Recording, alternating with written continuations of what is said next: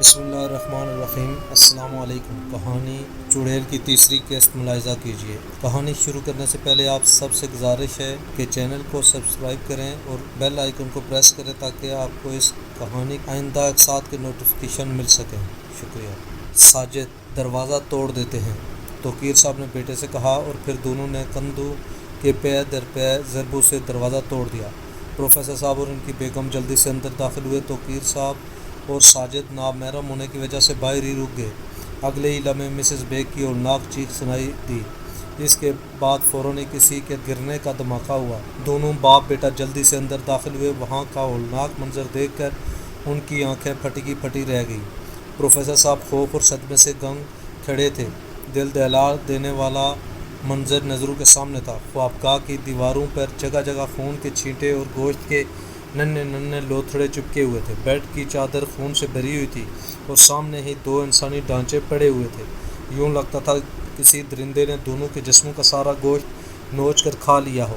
چہرے پر جگہ جگہ کسی جانور کے نوکیلے پنجوں کے نشانات تھے۔ آنکھوں سے خون اور مواد بہہ کر چہرے پر جم چکا تھا۔ نورین کی لاش کو بلکہ ڈھانچہ کہنا ٹھیک ہوگا، طاہر کے ڈھانچے کے بالکل پاس ہی پڑا تھا۔ اس کی آنکھیں اور زبان باہر نکلی ہوئی تھی، جسم کی بیشتر ہڈیاں نظر آ رہی تھیں اور صرف دونوں کے چہرے سلامت تھے۔ اسی وجہ سے ان کی شناخت ہو سکی۔ کوئی بھی زیادہ دیر تک اس منظر کو نہ دیکھ سکا، بلکہ توقیر صاحب کو تو آبکائی آ گئی۔ وہ جلدی سے کمرے سے باہر بھاگے۔ مسز بیگ قالین پر بے ہوش پڑی تھی۔ ساجد نے پروفیسر صاحب کے ساتھ مل کر مسز بیگ کو اٹھایا اور انہیں لے کر باہر آ گئے۔ بعد میں پولیس آئی، بہت تفتیش ہوئی، لیکن اس بھیانک واردات کے بارے میں معلوم نہ ہو سکا۔ یہ سب کچھ کس نے کیا اور کیوں کیا؟ پولیس رپورٹ کے مطابق گھر سے کوئی قیمتی چیز غائب نہ تھی، حتیٰ کہ نورین کے وہ زیورات بھی ڈریسنگ ٹیبل پر پڑے تھے جو وہ گزشتہ رات پارٹی میں پہنے ہوئے تھی۔ اس کے علاوہ نورین اور طاہر کے جسموں کی جو حالت تھی، اس سے تو یہی ظاہر ہوتا تھا جیسے یہ کسی غیر انسانی مخلوق کا کام ہے۔ خان بھائی، یہ سب مجھے نورین کے ایک ہمسایہ لڑکے ماجد نے بتایا تھا۔ وہ میرے پاس ٹیوشن پڑھنے کے لیے آتا تھا۔ پولیس نے بہت سر کھپایا، کوئی فائدہ نہ ہوا۔ ان لوگوں کی کسی سے دشمنی نہ تھی۔ آخر تھک ہار کر پولیس نے کیس داخلے دفتر کر دیا۔ اس سارے واقعے میں اہم بات یہ تھی کہ کمرہ ہر طرف سے بند تھا۔ پروفیسر صاحب کے سامنے ہی ساجد اور اس کے ابو نے دروازہ توڑا تھا۔ کھڑکیاں اندر سے بند تھیں۔ یہی وجہ ہے کہ لوگوں نے کہا کہ یہ جنات کی کارستانی ہے۔ عمران نے تفصیل سے بتایا۔ تمہارا کیا خیال ہے، یہ سب کس نے کیا ہوگا؟ خان بھائی، اس واقعے سے کچھ عرصہ قبل یہ بات کافی مشہور ہوئی تھی کہ ایک ڈاکو پولیس مقابلے میں زخمی ہو کر کسی طرح چھپتا چھپاتا ڈاکٹر طاہر کے پاس آیا اور اس سے درخواست کی کہ اس کے جسم سے گولی نکال دے۔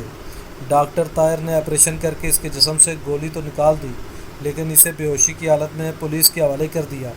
ہو سکتا ہے یہ سب کچھ اسی نے کیا ہو۔ تمہارا مطلب ہے ڈاکو ان کو مار کر ان کا گوشت نوچ کر کھا گیا؟ نہیں بھائی جان، میں یہ نہیں کہہ رہا۔ جو کچھ لوگوں نے کہا ہے اس پر یقین کرنے کو دل نہیں چاہتا۔ تم نے خود ہی تو بتایا ہے کہ جب پروفیسر صاحب نے نورین کے بیڈ روم کا دروازہ توڑا تو کھڑکیاں بدستور بند تھیں۔ پھر ڈاکو اپنا بدلہ کس طرح لے سکتا تھا؟ میں نے کہا، خان صاحب، آج کل تو چور ڈاکو بھی جدید سائنس سے فوائد حاصل کر رہے ہیں۔ ہو سکتا ہے اس ڈاکو نے بھی کوئی ایسا طریقہ اپنایا ہو۔ اس نے کہا، بات کیا تھی؟ ایک مہمہ تھا، لیکن میں نے مزید بحث نہ کی۔ اب آپ کا کیا خیال ہے؟ عمران نے میری طرف دیکھا۔ وہی جو پہلے تھا۔ بنگلہ اگر اچھا اور رہائش کے قابل ہے تو ابھی چل کر پروفیسر صاحب سے بات کر لیتے ہیں، میں نے ہنس کر کہا۔ ٹھیک ہے خان بھائی، جیسے آپ کی مرضی۔ اس نے کندھے اچکائے۔ ہم پروفیسر صاحب سے ملے، بنگلہ دیکھا اور کرائے پر حاصل کر لیا۔ انہوں نے بھی دبے دبے الفاظ میں وہی باتیں کی جو عمران مجھے پہلے ہی بتا چکا تھا، پر میں نے جاہل لوگوں کی خرافات کہہ کر انہیں مطمئن کر دیا۔ بنگلہ واقعی بہت خوبصورت تھا، صرف مناسب دیکھ بھال نہ ہونے کی وجہ سے ویران لگ رہا تھا۔ سامنے گیراج، ایک سائڈ پر لان، جو کبھی واقعی خوبصورت اور ہرا بھرا رہا ہوگا، اب اجڑ چکا تھا۔ لان کے بعد برآمدہ تھا، دائیں طرف ڈرائنگ روم، درمیان میں ٹی وی لاؤنج اور اس کے بعد دو بیڈ روم۔ لاؤنج سے سیڑھیاں اوپر جا رہی تھی۔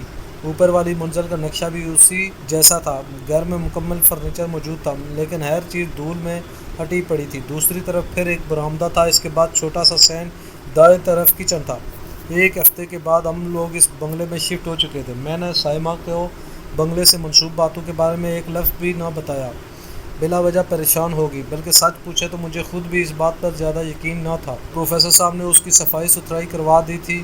لان سے جھاڑ جھنکار ختم ہونے کے بعد وہ بھی اچھا لگ رہا تھا۔ ابھی 2 چھٹیاں باقی تھی، اس لیے دوسرے دن صبح ناشتہ کرنے کے بعد ہم سارے گھر میں گھوم پھر اس کا جائزہ لے رہے تھے۔ گھومتے پھرتے بیڈ روم میں آ گئے۔ یہ وہی بیڈ روم تھا جس میں وہ ہولناک واردات ہوئی تھی۔ اچانک مجھے عجیب سی بے چینی نے گھیر لیا۔ شاید اس واقعے کا اثر تھا جو عمران نے مجھے سنایا تھا۔ ان باتوں کا میرے دماغ نے کچھ زیادہ ہی اثر لے لیا تھا۔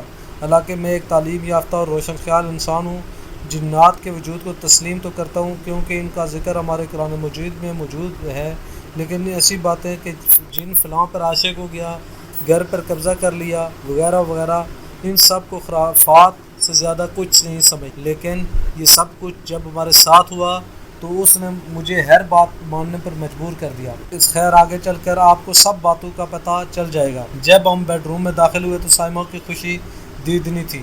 بیڈ روم واقعی خوبصورت تھا۔ بڑی بڑی فرنچ ونڈوز، بیش قیمتی ایرانی قالین، قیمتی فانوس، غرض یہ کہ کمرے کی ہر چیز بہت نفیس اور خوبصورت تھی۔ سارا فرنیچر نہایت قیمتی لکڑی سے بنا ہوا تھا۔ قالین اتنا دبیز اور نرم کہ پاؤں اس میں دھس جاتے۔ اٹیچ باتھ روم، دراصل یہ 2 کمرے تھے جن کے درمیان ایک دروازہ تھا۔ ایک بڑا بیڈ روم، اس کے ساتھ والا کمرہ وہ ذرا چھوٹا تھا لیکن وہ بھی خوبصورت فرنیچر سے مزین تھا۔ اس میں ہم دونوں اور ساتھ والے بیڈ روم میں بچے سوئے گئے۔ سائمہ نے فوراً فیصلہ سنا دیا۔ اچانک مومنہ نے ایک طرف دیکھ کر رونا شروع کر دیا، پھر دوڑتی ہوئی جلدی سے سائمہ کی ٹانگوں سے لپٹ گئی۔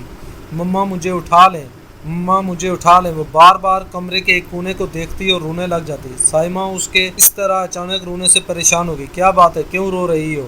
اس نے مومنہ کو اٹھاتے ہوئے پوچھا، لیکن کچھ بتانے کے بجائے وہ مسلسل روئے جا رہی تھی۔ سائمہ نے اس کا سر اپنے کندھے سے لگا لیا۔ وہ ماں کے کندھے سے لگ کر سسکیاں لینے لگی۔ تھوڑی دیر بعد جب وہ چپ کر گئی تو سائمہ نے اسے نیچے اتار دیا۔ وہ کھیلنے لگی۔ سائمہ اور میں سامان کی ترتیب کے بارے میں باتیں کرنے لگے۔ اسے باغبانی کا بہت شوق تھا۔ کہنے لگی، آپ مجھے کسی مالی کا انتظام کر دیں اور نرسری سے اچھے اچھے پودے لا دیں، میں لان ٹھیک کروا لوں۔ سارا دن ہم نے گھر کی سیٹنگ میں گزارا۔ نازش تھوڑی دیر بعد آ گئی تھی اور وہ بھی ہمارے ساتھ کام کرواتی رہی، ساتھ ساتھ اپنے مشوروں سے نوازتی رہی۔ دونوں کو کام کرتا چھوڑ کر میں مارکیٹ چلا گیا۔ میں چاہتا تھا کہ مہینے بھر کا راشن لے لوں اور کھانا بھی بازار سے لے آؤں۔ جب میں واپس آیا تو سائمہ سیٹنگ سے فارغ ہو چکی تھی۔ نازش بھابھی تو گھر چلی گئی اور ان کے بچوں کا اسکول سے آنے کا ٹائم ہو گیا تھا۔ سائمہ نے میرے ہاتھ سے شاپر لیتے ہوئے بتایا، کھانے اور چائے کے بعد میں نے سائمہ سے کہا، میں بینک کا ایک چکر لگا ہوں، جلدی آ جائیے گا۔ سائمہ نے کہا۔ میں سر ہلا کر باہر نکل آیا۔ موسم اچھا تھا اس لیے پیدل ہی چل پڑا۔ بینک وہاں سے کچھ زیادہ فاصلے پر نہ تھا۔ عمران مجھے دیکھ کر بہت خوش ہوا اور کہنے لگا، خان صاحب ابھی میں آپ کو یاد کر رہا تھا۔ کیوں، خیریت؟ میں نے پوچھا۔ آج رات کا کھانا آپ لوگ ہمارے ساتھ کھائیں۔ بھائی ابھی تو دوپہر کا کھانا کھا کر سیدھا یہیں آ رہا ہوں، میں نے جواب دیا۔ کافی دیر تک ہم بینک اور یہاں کے کسٹمرز کے بارے میں باتیں کرتے رہے۔ وہ یہاں کے لوگوں کے رویے اور عادات کے بارے میں مجھے بتاتا رہا۔ اگلے دن میں نے باقاعدہ ڈیوٹی جوائن کر لی۔ وقت پرسکون انداز میں گزر رہا تھا۔ ایک دن حسب معمول بینک سے واپس آیا تو سائمہ ڈرائنگ روم میں بیٹھی کچھ پریشان اور الجھی دکھائی دی۔ میرے پوچھنے پر کہنے لگی، سمجھ میں نہیں آتا بچوں کو کیا ہو گیا ہے۔ میں نے اطمینان کی سانس لی۔ سائمہ، بچے تو شرارتیں کرتے ہی رہتے ہیں، تم خواہ مخواہ پریشان ہو جاتی ہو۔ فاروق، یہ بات نہیں، ان کی شرارتیں تو مجھے بوریت سے بچائے رکھتی ہیں۔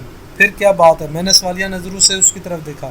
میں بھی کیسی عجیب عورت ہوں، آپ تھکے ہوئے آئے ہیں اور میں نے چائے تک کا نہیں پوچھا۔ یہ کہہ کر وہ اٹھنے لگی تو میں نے اسے بازو سے پکڑ کر دوبارہ صوفے پر بٹھاتے ہوئے کہا، نہیں پہلے مجھے بتاؤ کیا بات ہے۔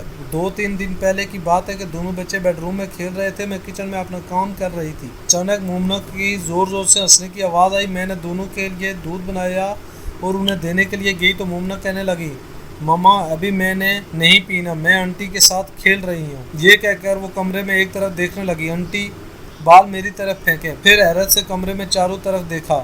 آنٹی آپ کہاں چلی گئی؟ میں نے ادھر ادھر دیکھا، کمرے میں بچوں کے سوا کوئی نہیں تھا۔